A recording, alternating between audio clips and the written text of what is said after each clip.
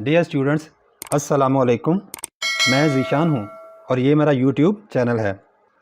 30 مئی 2021 کو سکولز کے حوالے سے جاری ہونے والے نوٹیفیکیشن کی وضاحت۔ آج 30 مئی 2021 کو وزیر تعلیم پنجاب مراد راز صاحب کا پہلے ٹویٹ آیا، پھر اسکول ایجوکیشن ڈپارٹمنٹ پنجاب کی طرف سے ایک نوٹیفیکیشن جاری ہوا۔ نوٹیفیکیشن میں واضح ہدایات جاری نہ ہونے کی وجہ سے پورے پنجاب میں کنفیوژن پیدا ہو گئی۔ اب عیسیٰ لالی صاحب، جنہوں نے اسکول ایجوکیشن ڈپارٹمنٹ پنجاب کی طرف سے آج کا نوٹیفیکیشن جاری کیا، ان کی طرف سے اس نوٹیفیکیشن کی وضاحت ان الفاظ میں کی گئی ہے۔ پنجاب کے 16 اضلاع، جہاں 24 مئی 2021 سے پہلی سے 12ویں تک کلاسز ہفتہ میں 4 دن یعنی سوموار، منگل، بدھ اور جمعرات 50% طلباء و طالبات کی حاضری کے ساتھ جاری ہیں، وہ جاری رہیں گی، اور وہاں پہلی سے 12ویں تک بچے 50% حاضری کے ساتھ ہفتہ میں 4 دن آتے رہیں گے، جبکہ ان کو ہفتہ میں 3 دن چھٹی ہوگی، یعنی جمعہ، ہفتہ اور اتوار۔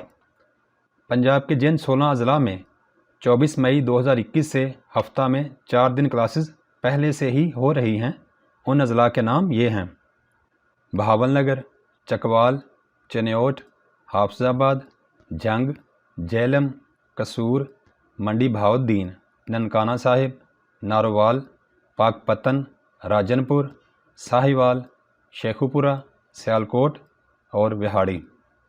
ان 16 اضلاع میں 24 مئی 2021 سے پہلی سے 12ویں تک کلاسز روزانہ 50% حاضری کی بنیاد پر جاری ہیں اور یہ جاری رہیں گی۔ اب دیکھتے ہیں کہ آج کا نوٹیفیکیشن کیا کہتا ہے۔